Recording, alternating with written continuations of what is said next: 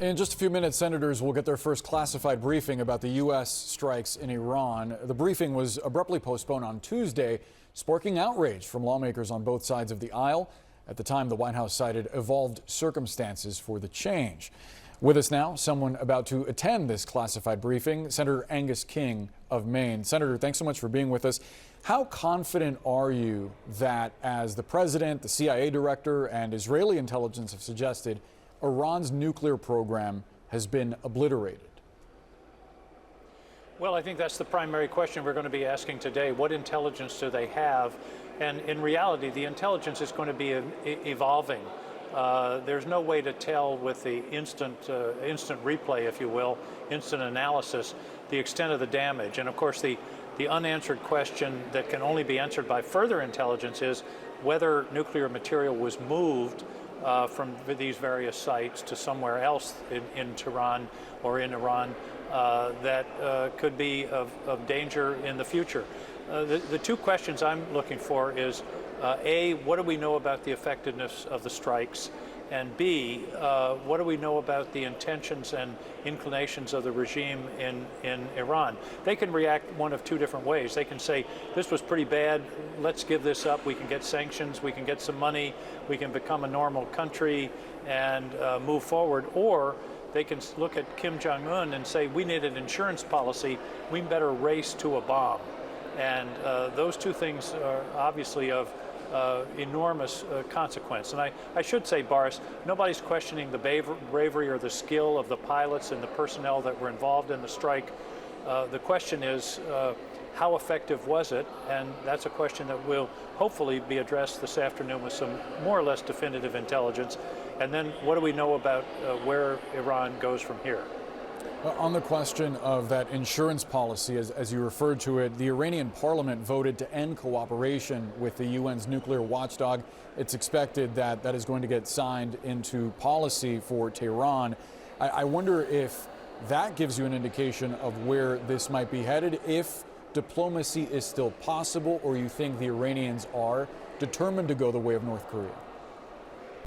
Well, you've got to realize Iran is significantly weaker now than they were just 6 months ago. The dismantling of Hezbollah in Lebanon, the fall of Assad in Syria, the dismantling of Hamas in Gaza, all of those are the Iran proxies that have been the most dangerous.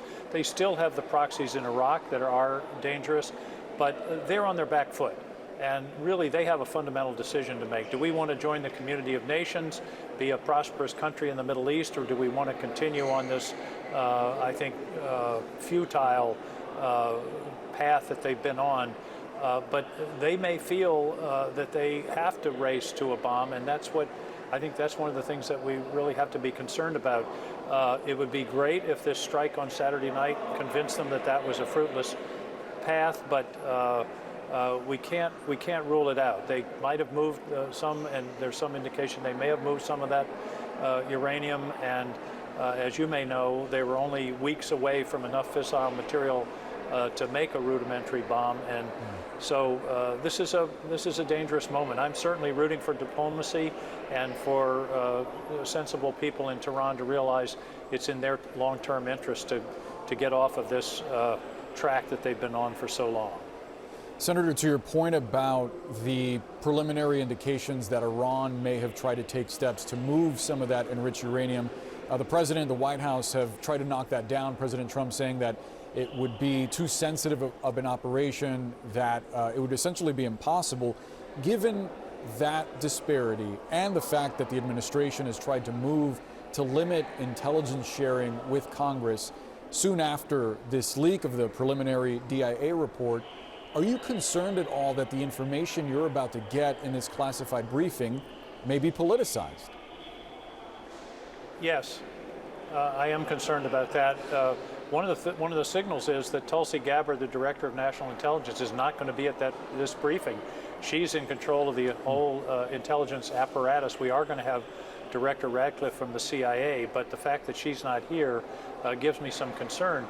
But I'm not willing to say, oh, they couldn't have done it.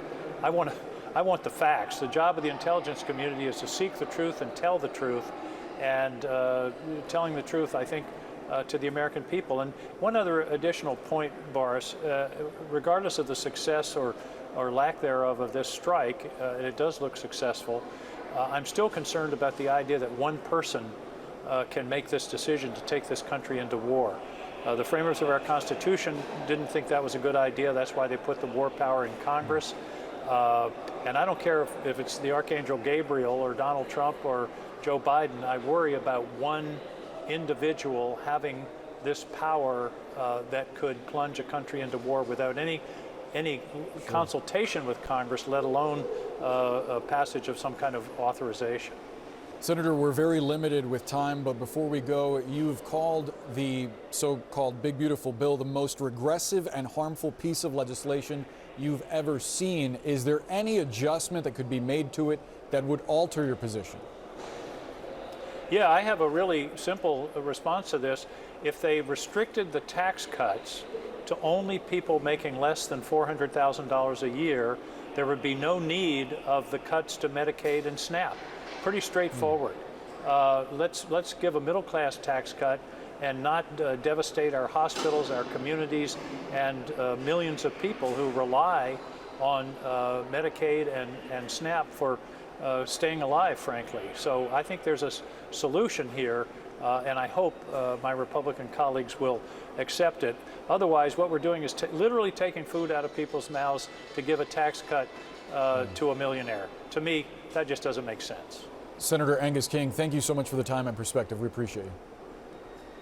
Thank you. Stay with CNN. We'll be right back.